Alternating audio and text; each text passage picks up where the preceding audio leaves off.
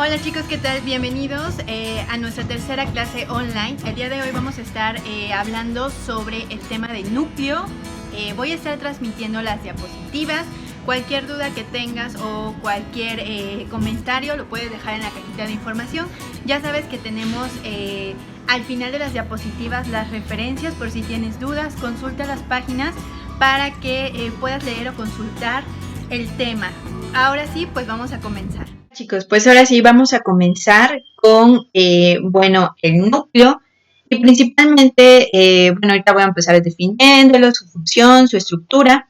El núcleo se caracteriza primero que nada en células eucariotas. Recordemos que las células eucariotas tienen un núcleo bien definido en donde va a estar contenido su material genético, es decir, su ADN, a diferencia de las células procariotas que carecen de un núcleo delimitado, pero sí contienen material genético disperso en el citoplasma. ¿Quiénes son ejemplos de células de organismos que contienen células eucariotas? Plantas, animales y seres humanos. ¿Y quiénes son ejemplos de células procariotas? Bacterias y algunos protozoarios. Ahora sí, pues vamos a comenzar. El núcleo es el centro de control de todas las actividades que lleva a cabo la célula. ¿Por qué? Porque contiene específicamente a los cromosomas y a todo el material genético, es decir, al genoma, denominado también ADN, de la célula, que lleva a cabo, como ya lo dije antes, las instrucciones necesarias para que se lleve a cabo la actividad celular. Recuerden que las mitocondrias contienen su propio material genético, ya lo habíamos visto en clase. Las mitocondrias son las únicas que van a contener material genético, el cual no depende del núcleo para que las células, más bien las mitocondrias, se repliquen o en este caso se produzcan más mitocondrias. Ellas son las que tienen su propio material genético. Ahora sí. Bueno, ¿a qué se le denomina genoma? Ese conjunto de información codificada en ADN. Recuerden que nosotros, que todos los seres vivos tienen información codificada en ADN para construir, en este caso, los genes. ¿Para qué me sirve el ADN? Para mandar instrucciones específicas en replicación, en síntesis de proteínas y principalmente cuando hay reproducción sexual para llevar a cabo el proceso de reproducción llamado meiosis. Bueno, el núcleo también se va a encargar de participar en la síntesis de proteínas. ¿Para qué participa en la síntesis de proteínas? Para formar 3 tipos de ARN. ARN mensajero, ARN ribosomal y ARN de transferencia. Si no recuerdas esto, te voy a dejar aquí la liga o el link para que puedas ir a ver nuestro video de síntesis de proteínas. Los tipos de ARN se van a formar en el núcleo. Recuerden que cuando hablamos de síntesis de proteínas hay 2 etapas, transcripción y traducción. La transcripción se lleva a cabo dentro del núcleo, mientras la traducción se lleva a cabo en los rizosomas, en el citoplasma o en el retículo endoplasmático. Recuerden que todo esto está conectado. Bueno, se encargan, también el núcleo se encarga de transportar estos ARN, como ya lo dije, a los citoplasmas. El núcleo siempre va a estar en contacto con el citoplasma, ya que depende del transporte de ciertas proteínas. ¿Cuál es la estructura de un núcleo? La mayoría de los núcleos tienen formas variables, pero si nos vamos a nuestras clases de biología, recordaremos que siempre nos han puesto el núcleo de forma redondeada, lo cual no siempre es así, ya que es característico de cada tipo celular. ¿A qué me refiero con característico de cada tipo celular? Que no es lo mismo las células, por ejemplo, de las neuronas, las células musculares o las células epiteliales. Tienen diferente forma. Es por eso que se pueden caracterizar varios tipos de núcleos, ya sea en su forma o en el número de núcleos que se encuentra en cada célula.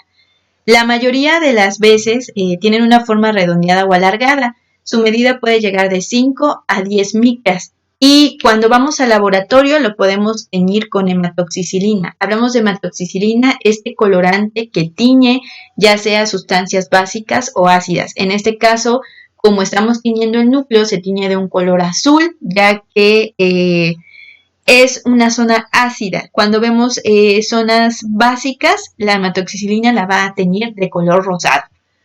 Por lo tanto, bueno, tenemos que un núcleo está en su centro o puede estar en el centro, pero también existen células multinucleadas. ¿Qué quiere decir multinucleadas?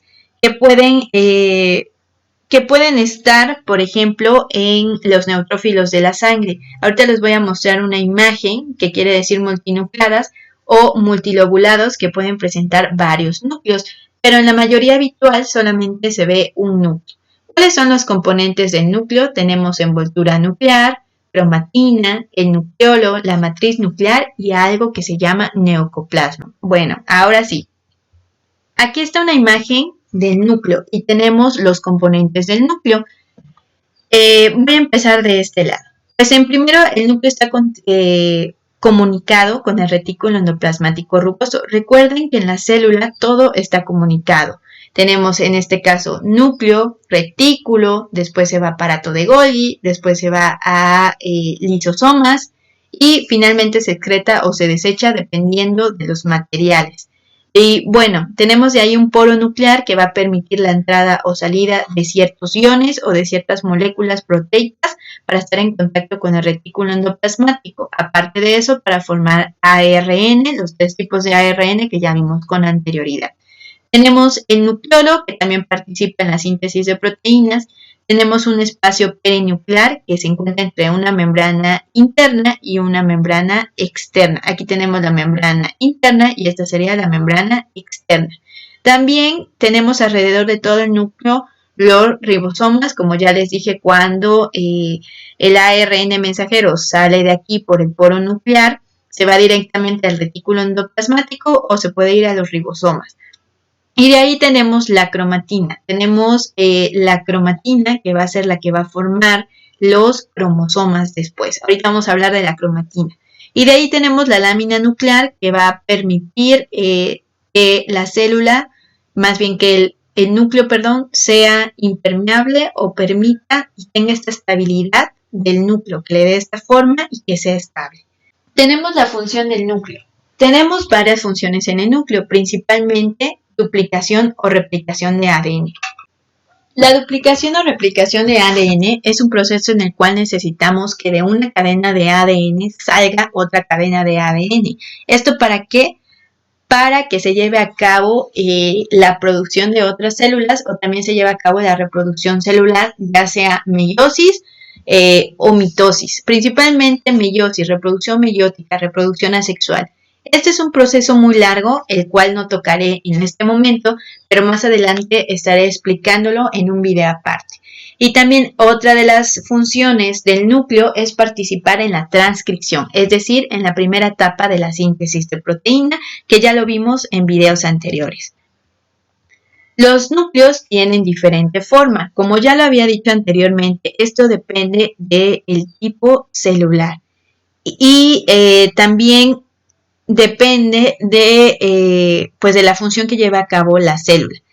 Tenemos diferentes formas del núcleo. Anucleada, que quiere decir que no presenta un núcleo como tal. En este caso tenemos los eritrocitos, los glóbulos rojos del sistema circulatorio. También tenemos mononucleados, que quiere decir que solamente tenemos un núcleo por una célula, que la mayoría de las células presenta esta característica. Binucleada, que tiene 2 núcleos, por ejemplo, el hepatocito, las células del hígado, y multinucleada, que serían los osteoclastos, que en este caso es un tipo de macrófago que interviene también en este sistema esquelético. Estas serían las clasificaciones en la forma. Ahorita les voy a poner una imagen. La siguiente, de acuerdo a la posición del núcleo. La mayoría de los núcleos se encuentran en el centro de la célula, pero también pueden situarse en otras posiciones. Ejemplo, central, cuando vemos que está en el centro, las células epiteliales, las células de la piel, las células del hígado también pueden ser un ejemplo. Excéntrico, excéntrico en la célula plasmática, es decir, que está fuera del centro, que no está mero en el centro. Periférico, es decir, en la periferia pueden ser los adipocitos o las células musculares, y basales, las células secretoras. También tenemos excéntrico, también podría ser fuera del centro. Ahorita les voy a poner la imagen. Aquí tenemos una imagen donde tenemos diferentes tipos de núcleo. En la figura número A tenemos células epiteliales de la vesícula biliar. Si se dan cuenta, los núcleos son redondeados y se encuentran en una parte a lo mejor del centro, ¿sí? Se encuentran en el mero centro de la célula. Aquí tenemos una tinción de hematoxicilina tiñendo los núcleos de color azul o de color morado y alrededor en zonas básicas alrededor que se pueden ver rosadas. Aquí se puede ver claramente el núcleo en un microscopio electrónico y dentro podemos ver el nucleolo. De ahí tenemos la imagen B, que tenemos un monocito y tiene un núcleo arriñonado en una forma de riñón. El monocito pertenece a células de la sangre. La mayoría de las células de la sangre tiene terminaciones en cito. ¿Qué quiere decir? Monocito, blastocito, leucocito son células de la sangre. Ahí tenemos la imagen C, en donde podemos ver neutrófilos de la sangre con núcleos multilobulados o multinucleados. Puede haber varios núcleos dentro de la célula. Y por último tenemos una vista parcial de las células musculares en donde encontramos los núcleos en la zona de la periferia. Acuérdense que anteriormente yo había dicho también que podíamos encontrar los núcleos en la periferia también en células adipositas. Los adipocitos son estas células de reserva energética de grasa que sirven también para estar contenidos cuando necesitamos sacar estas reservas en alguna ocasión extrema. Ok. Nos vamos con el siguiente subtema que sería envoltura nuclear.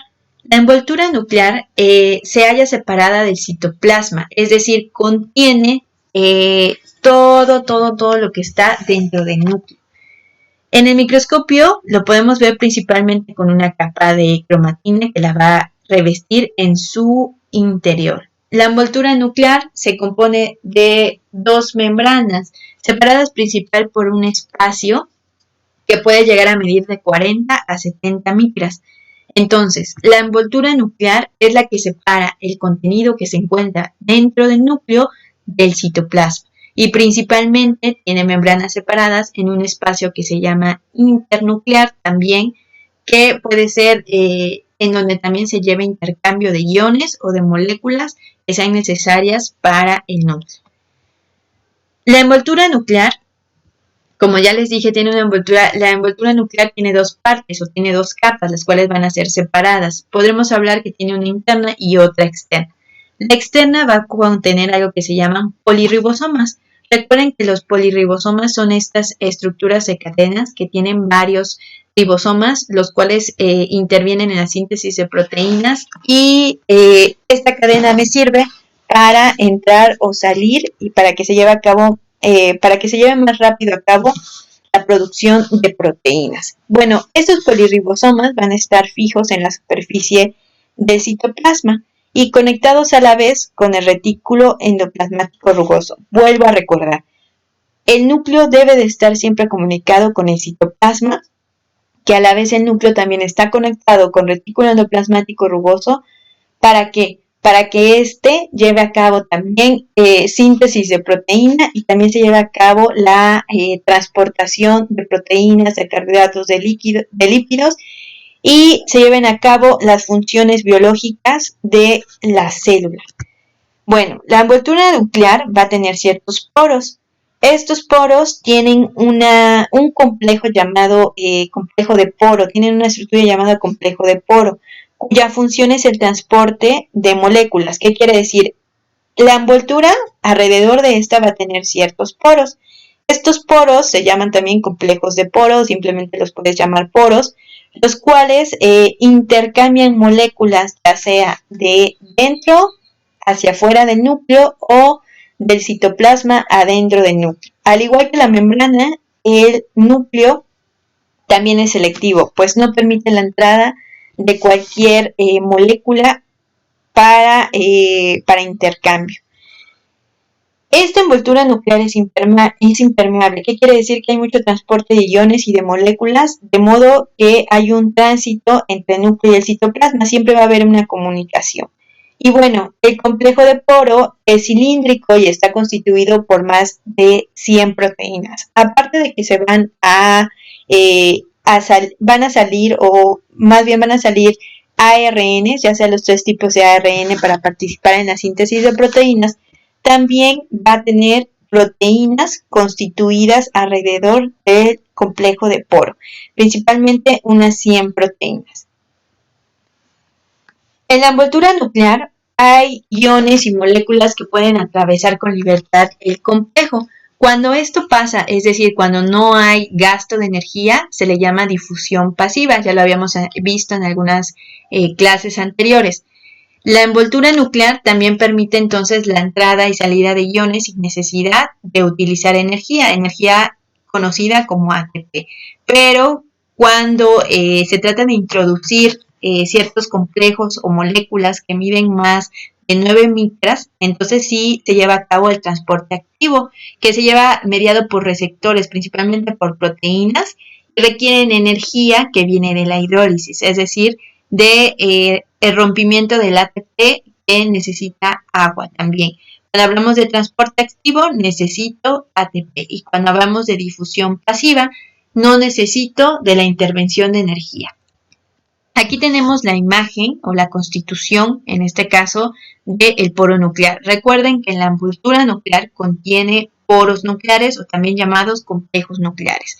Tenemos el poro nuclear, bueno, me voy a ir aquí primero. Tenemos la célula. La célula tiene un núcleo y este núcleo a su vez va a estar compuesto por la envoltura nuclear, que alrededor de esta existen unos poros, como ya lo vimos en la primera imagen. Esta envoltura nuclear va a estar constituida por estos poros, que aquí está como que ya más aumentada la imagen, en donde podemos ver las partes del poro. Primero que nada, tenemos que los poros nucleares se van a estar constituidos por proteínas, principalmente por 8 bloques. Estos bloques van a configurar un octágono. Y este octágono se va a formar o va a ir formando anillos, estos anillos que ustedes ven aquí, anillo radial, anillo nuclear o anillo distal.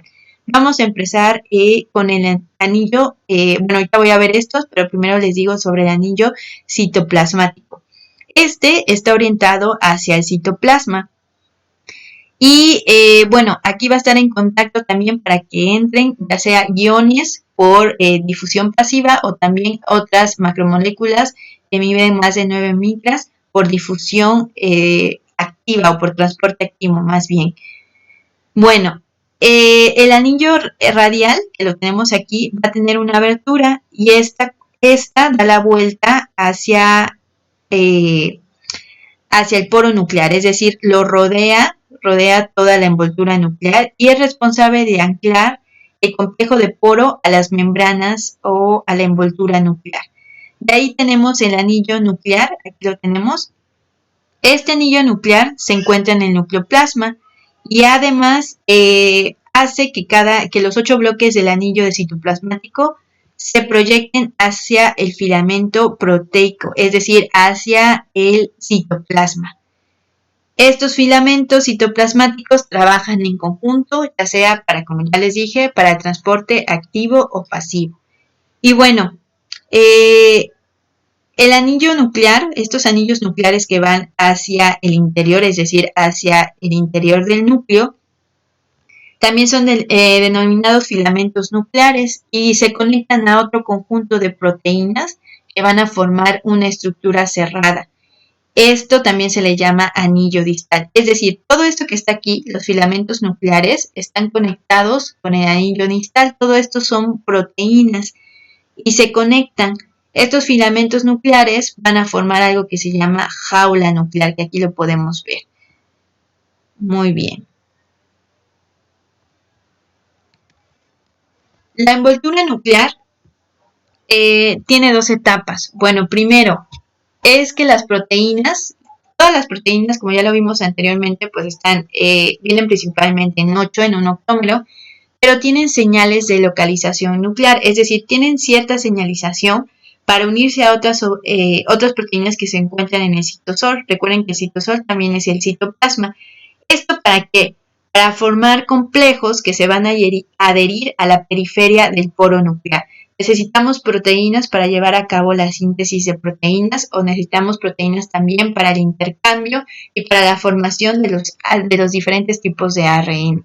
En la etapa 2, estas moléculas proteicas llevan esta señalización y la transportan ya sea hacia el exterior o hacia el interior del núcleo para que entonces se adhieran al poro nuclear. Entonces, vuelvo a recalcar, la envoltura nuclear, como ya vimos aquí anteriormente, esta envoltura nuclear tiene unos poros o tiene un complejo de poro que va a estar comunicado a través de filamentos, de membranas, que van a estar comunicados ya sea con el medio externo o interno del núcleo para transporte de proteínas. Esto se va a llevar a cabo en 2 etapas y las proteínas deben de llevar cierta señalización que las va a unir a otras proteínas en el citosol, y en la etapa 2 las moléculas proteicas con esta señalización transportan ahora sí fuera o dentro del núcleo.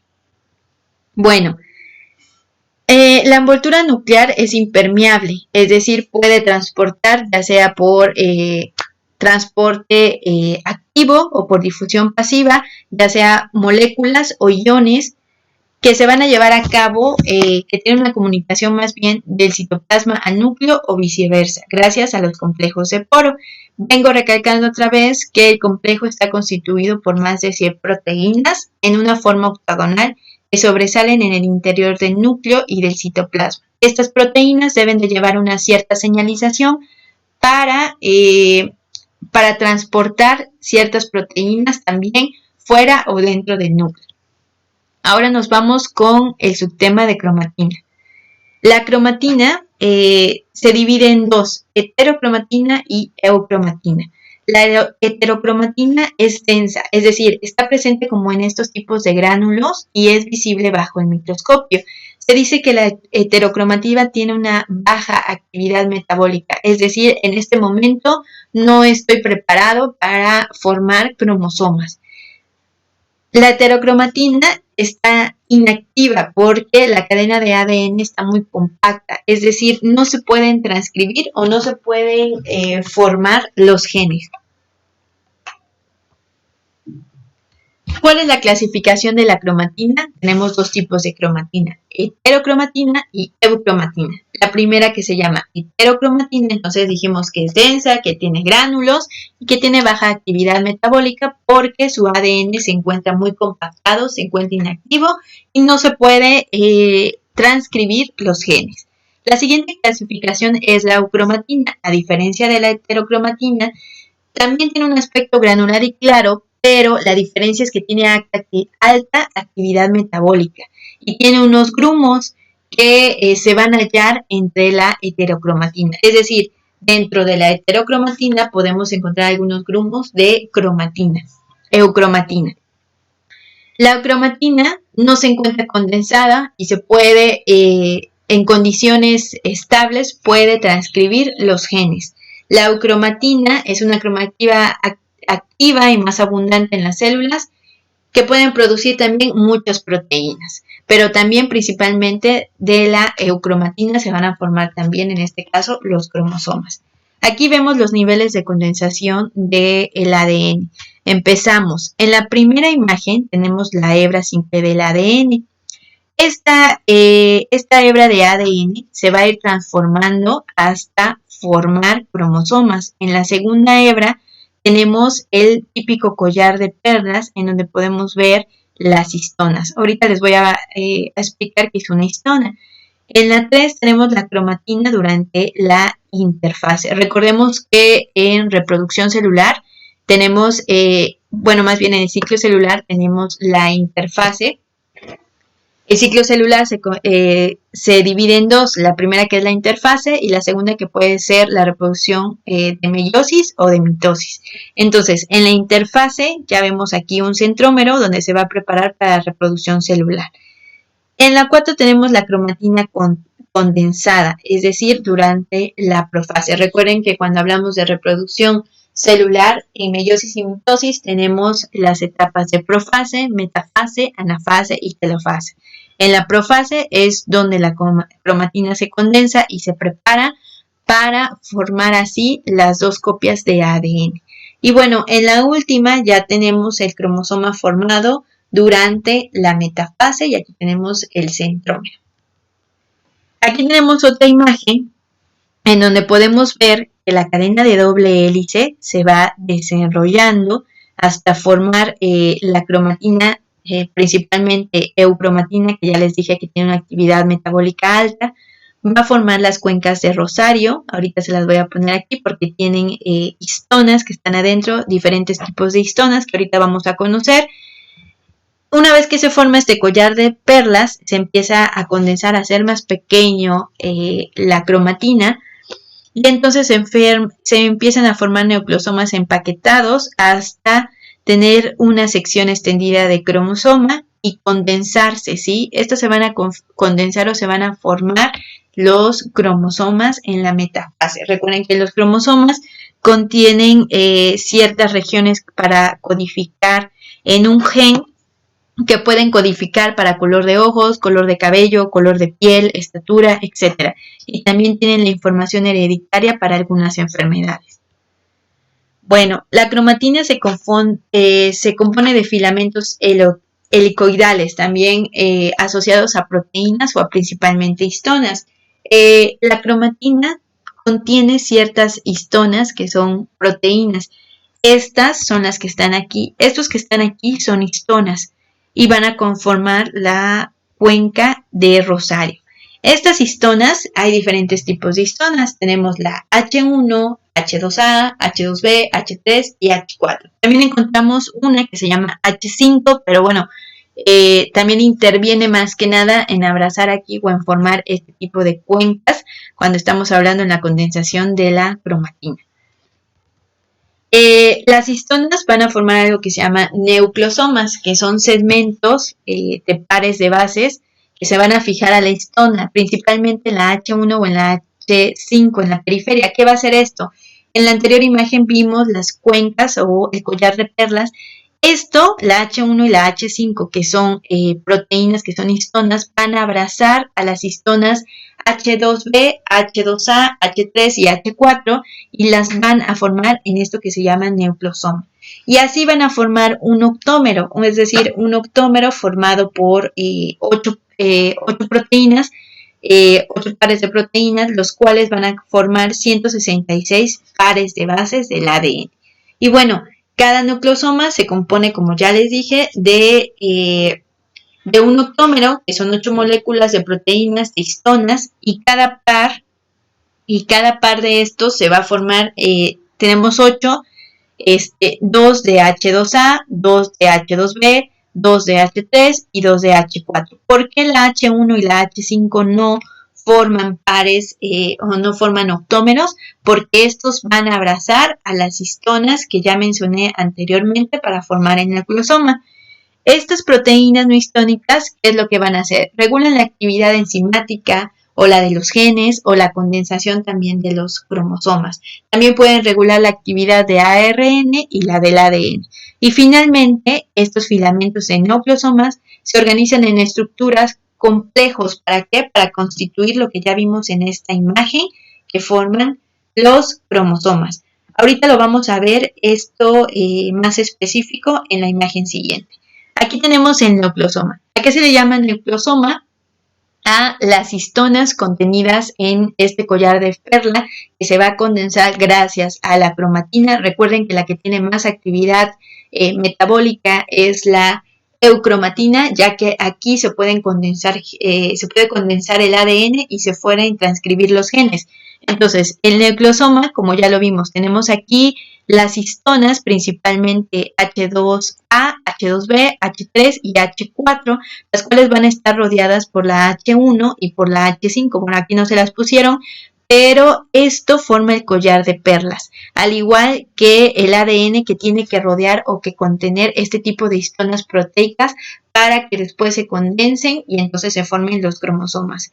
Aquí vemos otra imagen. Tenemos las histonas. Recuerden que las histonas se van a empaquetar en octómeros porque cada una de estas histonas tiene 2 pares o va a crear 2 pares de proteínas, lo cual conocemos como octómero. Y estas histonas se van a encapsular en algo que se llama nucleosoma y entonces van a formar el collar de perlas rodeadas por ADN y van a estar unidas también por ADN. Cuando las histonas ya están formadas en círculo o están abrazaditas en círculo, se le conoce como nucleosoma. Aquí podemos ver que el collar de perlas se empieza a condensar, se empieza a hacer cada vez más pequeño hasta que pues llegamos a formar unos bucles que van a formar o van a contener el cromosoma. Y ya dije anteriormente, después vamos a retomar un tema de cromosoma porque vamos a ver específicamente las partes de un cromosoma, cómo sintetiza o cómo manda esta señalización de específicas de color de ojos, color de cabellos, etcétera, así como reproducción sexual, meiosis y también asexual, mitosis. Bueno, los cromosomas pueden ordenarse también dependiendo de su morfología y orden decreciente de tamaño. ¿Qué quiere decir? Los seres humanos tenemos 23 pares de cromosomas. El último par se le conoce como el par sexual. Del 1 al 22 se les puede llamar también genes que codifican para cierta característica específica. Y el último son los cromosomas sexuales que, como su nombre lo dice, definen la sexualidad del individuo, ya sea que sea 2X para el sexo femenino o XY para el sexo masculino. Aquí tenemos la dispersión de los cromosomas en algo que se llama cariotipo. El cariotipo me sirve para ver los cromosomas de un ser vivo, para ver si no hay alguna anormalidad a nivel cromosómico, para ver si no hay alguna enfermedad, para ver si no hay alguna deformidad, etc. Aquí tenemos los primeros 22 pares, como lo pueden ver, y estos codifican para ciertas características específicas, mientras que los últimos dos codifican para la sexualidad. Aquí podemos ver XY, que sería masculino. De ahí nos vamos con algo que se conoce como nucleolo. Bueno, la principal función del nucleolo es fabricar ribosomas. Estos ribosomas, ya sea que sean compuestos por ARN ribosomal y también por proteínas, y van a tener dos zonas, la zona fibrilar y la zona granular. Entonces, ¿cuál sería la función principal del nucleolo? Fabricar ribosomas, estos ribosomas compuestos por ARN ribosomal y por proteínas que van a participar también en la síntesis de proteínas. A la vez, ya ustedes saben que el núcleo participa en la primera etapa en la transcripción, porque la traducción se lleva a cabo en otros complejos celulares como retículo endoplasmático, citoplasma y ribosomas. Y bueno, tiene dos zonas, una fibrilar y una granular. La zona fibrilar depende del grado de maduración de los ribosomas y de los filamentos del ADN. También esos filamentos de ADN son regiones cromosómicas organizadas en el nucleolo. ¿Qué quiere decir esto? La zona fibrilar contiene ciertos ribosomas, pero los ribosomas deben de madurar para llevar a cabo en ellos la síntesis de proteínas, pero aparte de eso contienen ADN, que tienen ciertas regiones o va a tener ciertas regiones para los cromosomas. Y la zona granular que va a formar ciertos gránulos también de ARN, es decir, ya saben que en el núcleo encontramos ARN ribosomal. Bueno, aquí tenemos entonces una imagen de una célula. Tenemos aquí pues el citoplasma, dentro tenemos el núcleo y dentro de él tenemos el nucleolo.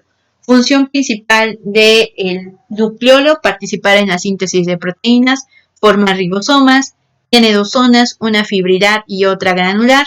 En la fibrilar tiene ciertas zonas específicas para maduración de ribosomas, también contienen ADN y cromosomas, y en la granular tenemos formados gránulos de ARN. ¿Todo esto para qué? Para que esté en contacto con el núcleo y pueda permitir también la síntesis de proteínas.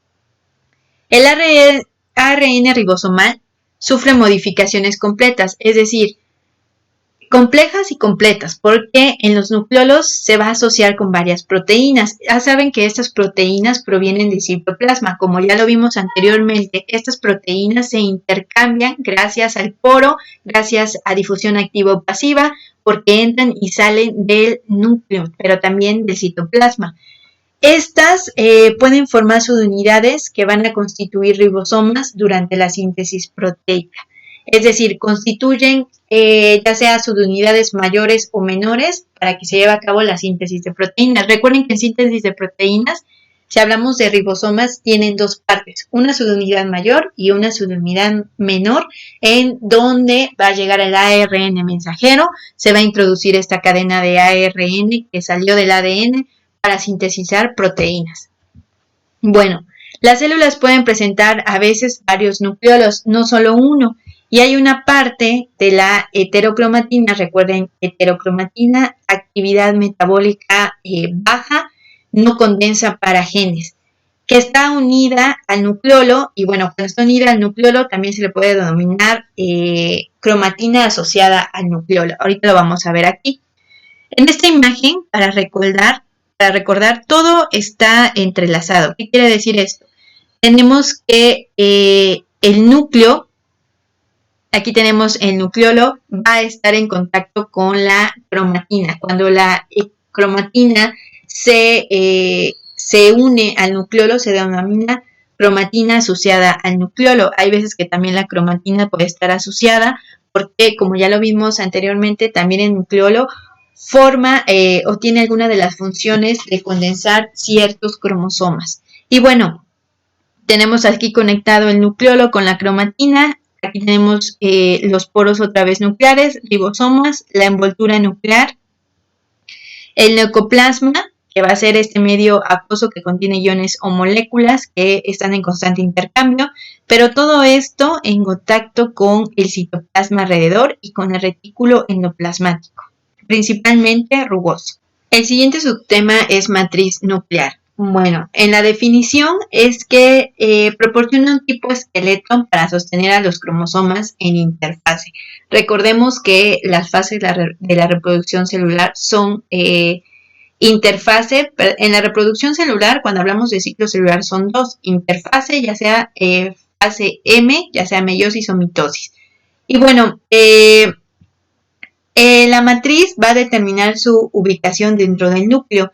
Se toma en cuenta que la matriz sería como una parte de la lámina nuclear. Sin embargo, no se pueden aislar las moléculas de la matriz, solo las de la lámina nuclear. Por eso muchos científicos niegan su existencia. Pero si hablamos de la matriz nuclear, sería como el esqueleto que sostiene estos cromosomas durante la interfase, es decir, durante el ciclo celular en la primera etapa.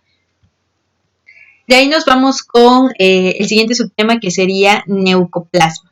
El neocoplasma recibe varios nombres, también puede ser llamado citosol nuclear, jugo nuclear o carioplasma. Lo pueden encontrar con estos nombres dependiendo de los autores o del libro que estén leyendo. En sí es un soluto con mucha agua, puede contener iones, aminoácidos, metabolitos o precursores de ARN y de ADN para la síntesis de proteína. También son receptores de hormonas y de ciertas moléculas para los distintos tipos de ARN, ya sea ARN mensajero, ribosomal o de transferencia.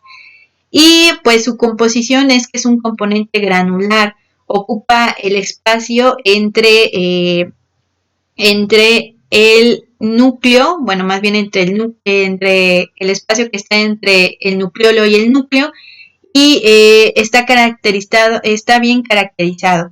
Bueno, el nucleoplasma es un medio acuoso, va a permitir las reacciones químicas, como ya lo dije, del metabolismo, y también va a ser una solución viscosa, pero es menor que el citoplasma, es decir, no es tan viscosa como el citoplasma. Facilita también la actividad enzimática, el transporte de ciertos precursores, como ya lo dije, de ARN y de ADN, y también tiene moléculas suspendidas, ya sea que estén en movimiento de difusión simple o que retardan también el desplazamiento en cuanto a las moléculas para ciertos tipos de difusión.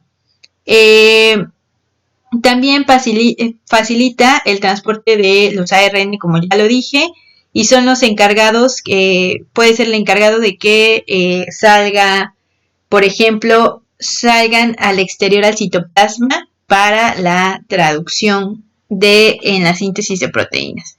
Bueno, así llegaríamos a la finalización del tema del núcleo. Aquí tenemos algunas referencias. Por ejemplo, el libro de histología básico, o también puedes consultar las siguientes ligas para que tú leas o reafirmes esta información. Finalizamos nuestra clase online. Sabes que cualquier duda la puedes dejar en los comentarios. Te dejo las referencias para que consultes más, puedas leer e informarte, y pues nos vemos en un próximo video. Hasta luego, chicos.